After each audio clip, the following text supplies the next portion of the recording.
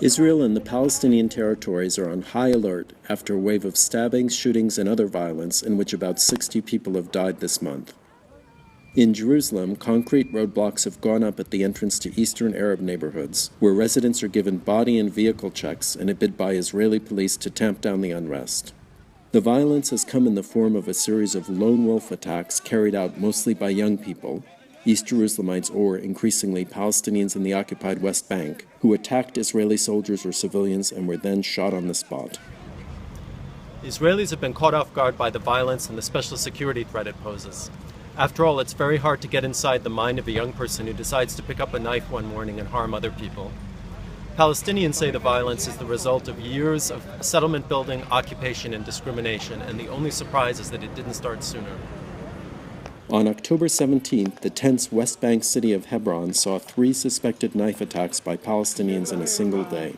One of the attackers was a teenage girl, 16-year-old Bayan al-Asali, who Israeli police say stabbed a border police woman in the hand before being shot herself. She is now being celebrated as a martyr by her grieving family and local community.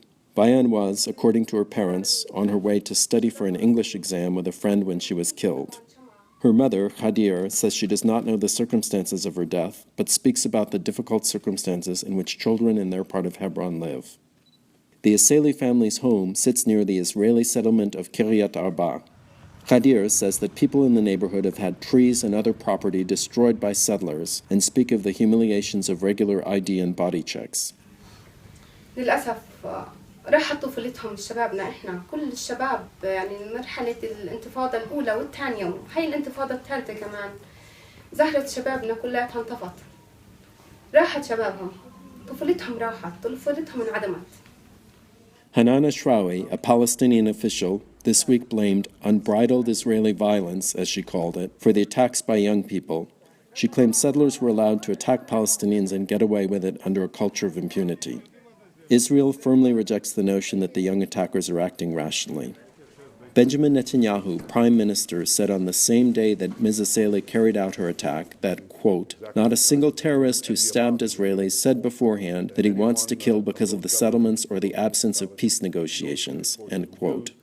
The Israeli government blames a culture of incitement among Palestinian youth and their leaders for their crimes, including over the explosive issue of prayer rights at the Jerusalem holy site known to Muslims as Haram al-Sharif and to Jews as Temple Mount.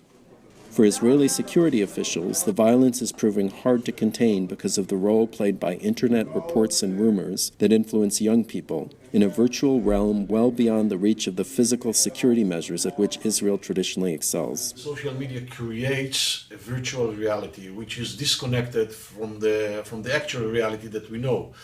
And the social media is something that is not censored, it's something which is not controlled, it's something that actually based on perceptions and misperceptions, stereotypes, and incitement as well. While Jerusalem has been calmer recently because of the new checkpoints, the West Bank remains restive, and few Israelis or Palestinians are predicting an end to the violence yet. John Reed, Financial Times, Jerusalem and Hebron.